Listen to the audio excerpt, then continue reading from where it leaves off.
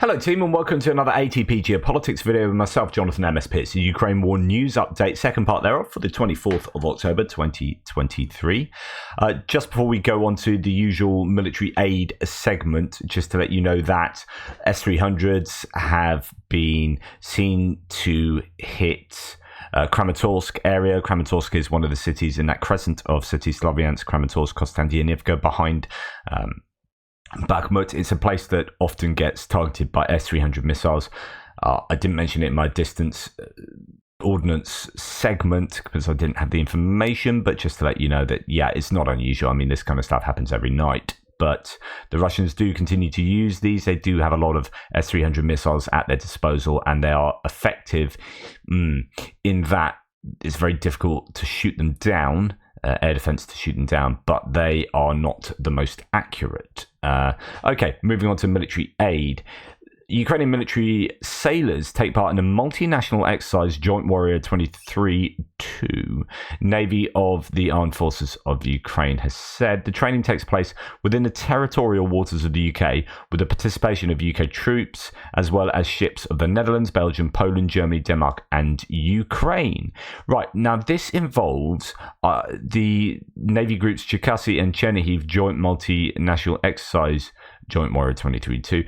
This involves two ships, the Cherkasy and the Chernihiv, that, if I remember correctly, are minesweepers basically given by, they're obsolete minesweepers given by the Netherlands, and they were sort of got back in working order, and the Ukrainians have them now. This is great because Ukrainians don't really have a navy to speak of, really, since the outbreak of the war. They scuffled the ship. They lost most of their capabilities, most of their naval capacity. So it's great that they are getting naval personnel trained or getting experience on here, these minesweepers. Now, minesweepers are going to be useful for the Black Sea when they're allowed back into the Black Sea. Of course, with the Montreux Convention, neither Ukraine nor Russia can sail any of their fleet into the Black Sea because the Bosphorus Straits are closed.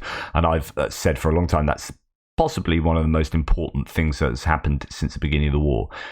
The Montreux Convention has probably had one of the biggest outcomes on this war, and I stand by that.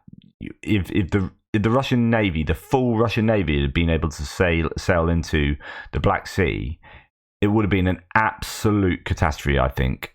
Much more so than it already has been a challenge for the Ukrainians, and they've done really well to rebut the Russian Navy, to push it back out of Harpoon and Neptune missile range, and then of course with the drones, both naval and aerial drones that are being used with great effect, the Russians have been pushed back out of Sevastopol, but their Black Sea fleet is still really capable, still able to operate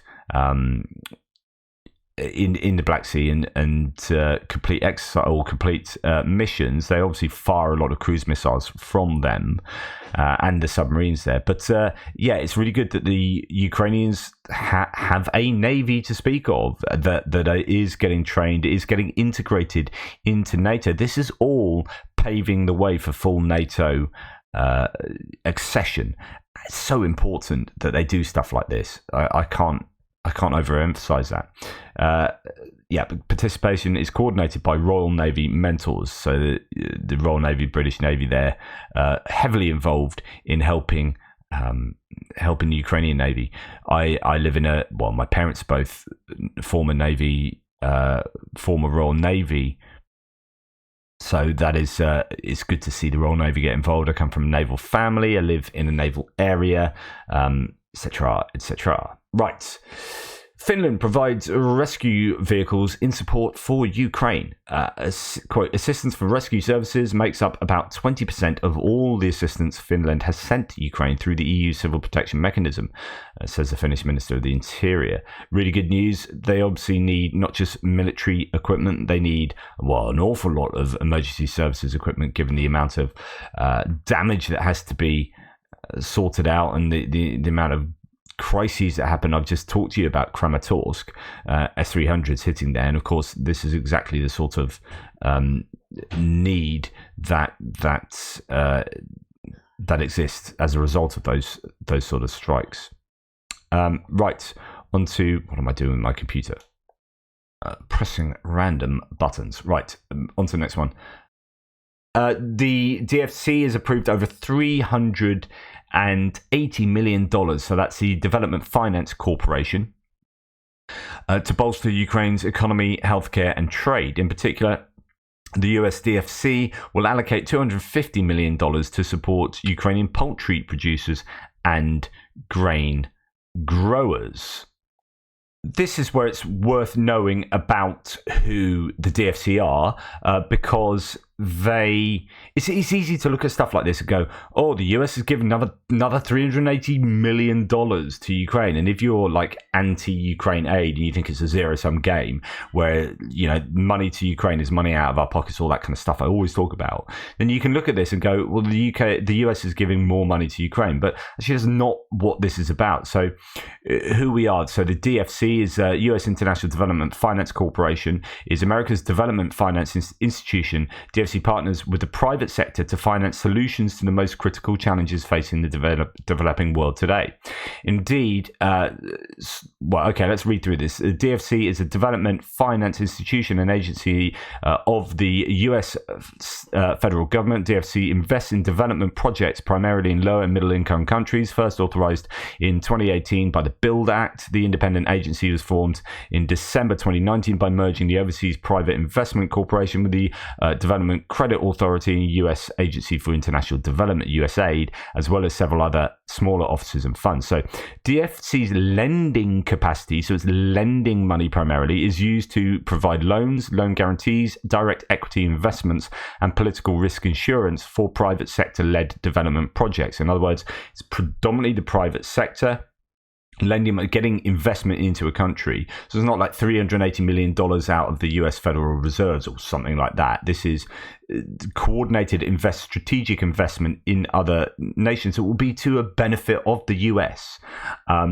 So it does feasibility studies, technical assistance. It invests across several sectors, including energy, healthcare, critical infrastructure, and technology, with stated priorities of women's empowerment, innovation, investment in West Africa and Western Hemisphere, and climate change. As the OPIC DFC is predominantly self-funded through the fees and interest collected during its regular operations. It's like a big bank, but it's like a big bank with a political, moral, strategic outlook.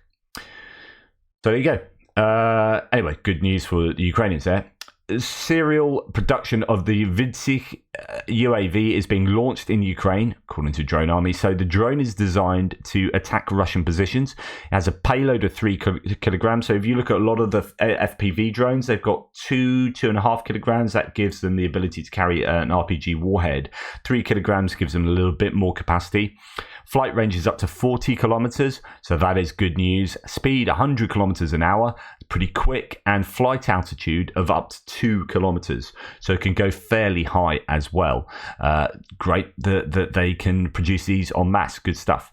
Ukrainian specialists have converted AIM-9M Sidewinder's air-to-air missiles, Sidewinder air-to-air missiles received from the US for F-16 fighter jets, into surface-to-air missiles, according to the Financial Times.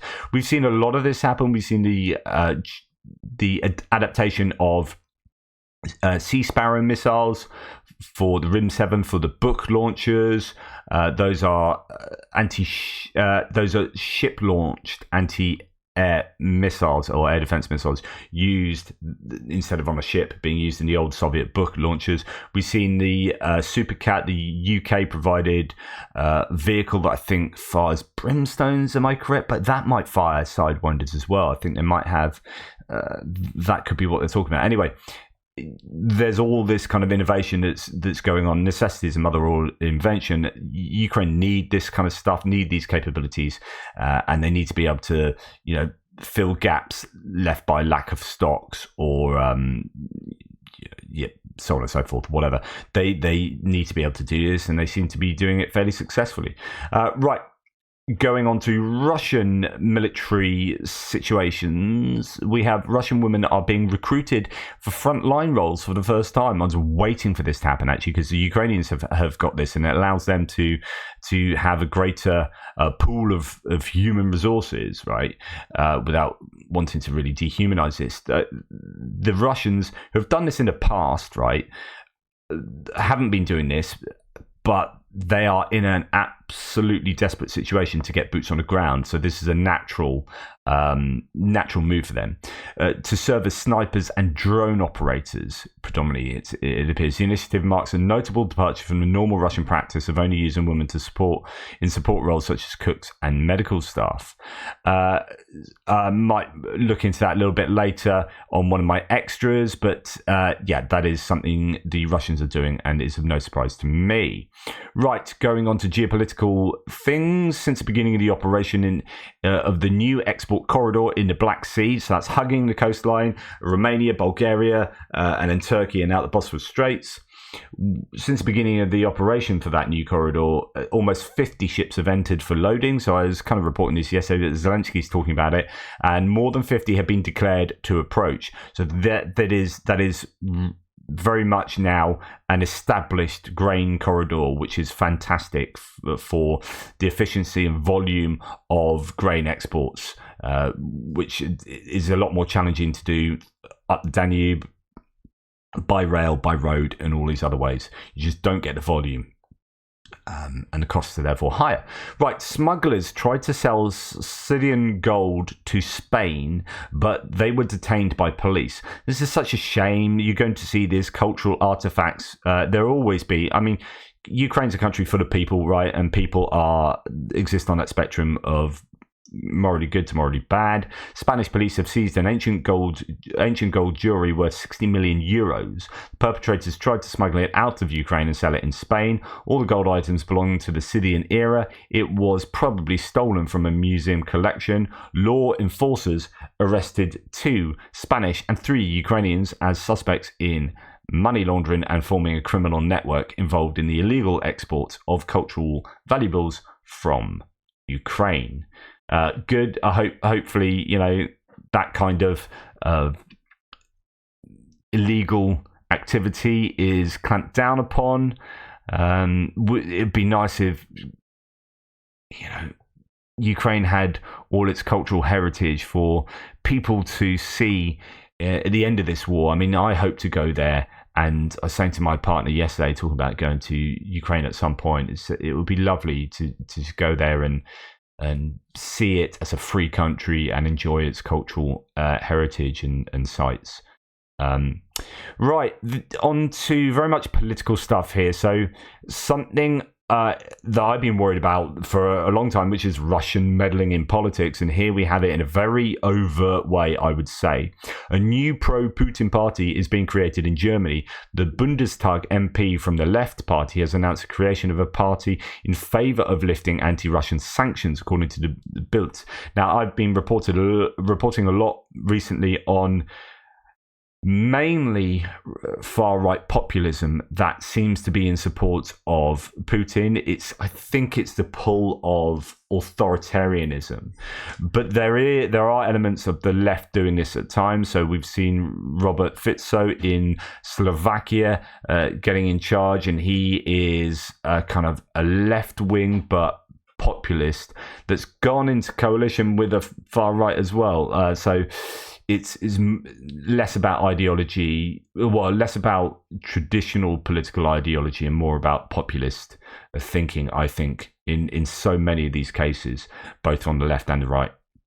And we'll go on to talk about that with regard to Argentina in a second. So anyway, Sarah Wagenknecht, who has long opposed arms supplies to Ukraine and favoured appeasement of Russia. I wonder why. What pay packet she gets and where that comes from. Announced today that she is leaving the Left Party and forming her own Sarah Wagenknecht Union for Reason and Justice. Not that she's particularly self-centered at all, but I'm going to start this political party. What should we call it? The Party for Justice and Peace, or I'm going to call it the Jonathan M.S. Pierce Party for Awesomeness and Legendary Behaviour. Oh, come on, mate. Anyway. 9 other MPs from the left also announced they would join a new party, the new party, I presume. The publication's columnists say the new political force is gaining popularity, and polls show it could win a significant number of votes in the Bundestag elections. Quote, the Kremlin is still riding two rails in Germany. On the right, with the AfG, Alternative for Germany, that is a far-right political party, and Wagenknecht will take care of the rest, journalists write. So you've got the far right and the far left, it seems, aligning themselves with Putin and Russia, and it's just ugh. So I was talking about how in Argentina I was worried about, I didn't know how it would affect support for Ukraine. Someone was telling me in the threads that actually he was more genuinely a libertarian, a populist libertarian, so wouldn't have sided with Putin because he's not a fan of dictators. But I always look at people like this and think, yeah, you look very much like you would become a dictator yourself. But anyway, Argentina, the leftists celebrate after the far right Milei fails to win election victory. So lots of people talking about how he was going to win. He was very popular, it appeared, publicly. But anyway, he didn't get in. So possibly good news for stability. We'll see how that pans out. Switzerland, on the other hand, has shifted to the right as populists win parliamentary elections. The right-wing Swiss People's Party won the country's October the 22nd parliamentary elections. The final results were revealed yesterday. Now, members of the same party, this is worrying because, again, I mean, it's how it pertains to Ukraine and Russia. This is a party who members of the party boycotted Zelensky's speech to the Swiss parliament all the way back in June, which I reported, claiming it violated the country's tradition of neutrality. In other words, they're probably more aligned to Russia and Putinism. Yeah, so not good news, I don't think, for Ukraine. Ukraine struggled to get, or there's been a struggle to get Switzerland to change their neutrality laws and allow for export of equipment, even from third-party countries, is really frustrating.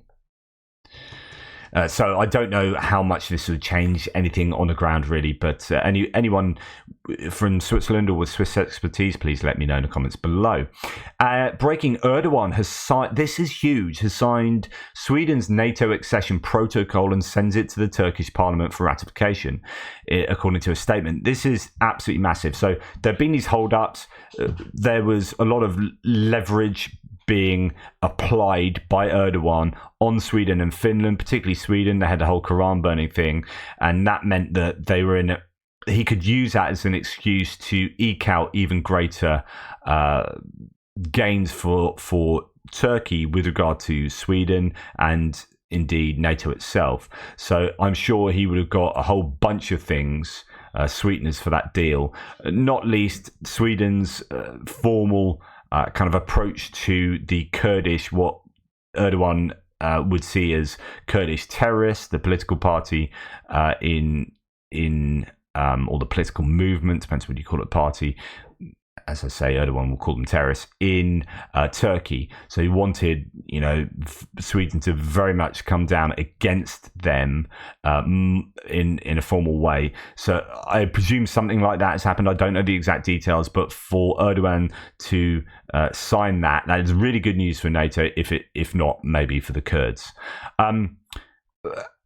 Hungary has again blocked the EU tranche of 500 million euros for military aid to Ukraine, and that's bloody frustrating. Viktor Orban is an absolute... Anyway, speaking of Orban and Erdogan, this is very revealing, actually. This is a speech by Trump at one of his rallies. He gets it a bit wrong, though. But what you do get from this is, as you can see, Tim White's not a big fan of Trump. But what you get from this is how much Trump really admires strongmen dictators. I've written articles on this before, but his high regard for Putin himself, for King Jong-un. I mean, the stuff he'd said about, especially that kind of love letter from King Jong-un and just Bolsonaro, these really big, strong men, essentially dictators, and Viktor Orban is another one. And here we see Trump waxing lyrical. A lot of the horrible things, the world is exploding. If you take a look, I mean, the whole world is exploding. I was very honored as a man, Viktor Orban. Did anyone ever hear of him? He's probably like one of the strongest leaders anywhere in the world. And it's interesting how he uses the term strongest leader. He really is up for strongmen leaders in that kind of very quite technical term of a strongman leader. You're dictator. He's the leader of, right? He's the leader of Turkey, fronts on both Russia. He's not the leader of Turkey. This is where Trump goes off on one a bit. He's done a few. I know people have a go at Biden for like his cognitive acumen. There's been a couple of speeches recently where Trump has just lost the plot and mumbled, and so if I was American, I'd be like, any other choices? Like someone a bit younger. I don't want to be ageist, but none of them are at the top of their cognitive game. There you go. Right, he's the leader of Turkey, fronts on both Russia. A lot of. Yeah, so I don't know where he went with the rest of that speech, but anyway, Viktor Orban cozying up to him is not a good thing, not a good look. Right, Russian propagandist Skabieva confirms that the rising tension in the Middle East is beneficial to Russia. We've heard this actually a lot, and it's obvious, but they do keep saying it. This seems to be one of the new narratives on Russian propaganda TV. Very overtly saying that, do you know what, the conflict in Israel, between Israel and Palestine, is to the benefit of Russia, and it really is. Loads of analysts are saying this. Putin must be over the moon, overjoyed with what's going on in Israel. Yes, the Israelis are having to go at Russia, but actually, this is so good. In fact, I almost showed that yesterday. So finish my initial thought. So it's so good for Russia because everyone's distracted and aid isn't going as much to Ukraine, partly because of the distraction, partly because actually some of that money, some of that aid, physical, like even the shells that was supposed to come to Ukraine are being rediverted back to Israel from the US. So this particular graph that they're showing, I almost showed you that graph over this last week. The aid to Ukraine from the US is down something like 93% at the moment. As in the last 3 months, as you can see there, over the course of the whole year, it is the lowest it's been. So it's really, I don't know how much you can read from that. I don't know what there is going forward, whether there's just a lot of delivery still to happen that's been kind of announced already, so on and so forth. But as far as this graph is concerned, things are not looking good for US support for Ukraine. But of course, the US has supplied so much stuff already. It's not to diminish what they've done, but just statistically, there's definitely a downtick in aid, like by quite a substantial amount. And the Russians are seeing that. And they're putting two and two together and say, oh, look at this graph, and look at what's going on in Israel. Thank you very much. We'll take that. Hopefully, as the US has said, the US can concentrate on two conflicts at the same time and be able to help in both theatres. We shall see. It is going to be a challenge. The fact that Israel-Palestine is not only taking the attention of politicians and governments, is taking the attention of punters, of normal everyday people like you and I, who are struggling with the bandwidth of I've only got so much mental attention, and this is a big new shiny thing over here, all distracted. And actually, as terrible as that, that's a terrible thing, but it's distracting away from another terrible thing to the detriment of, of that original terrible thing, the Ukraine war. Like a man to double business bound, said Shakespeare. if we try and do two things, we do them both badly rather than one thing really well type thing. So it is a challenge. It's a challenge even for me as a channel, trying to, like, I want to give time to do analysis. I still haven't done the next video in my series of Israel-Palestine because I just don't have time at the moment. But it is, you know, trying to concentrate on all of these global catastrophes all at once is definitely a challenge. Anyway, thanks for watching. Please like, subscribe and share. Take care, and I'll speak to you soon. Toodle pips.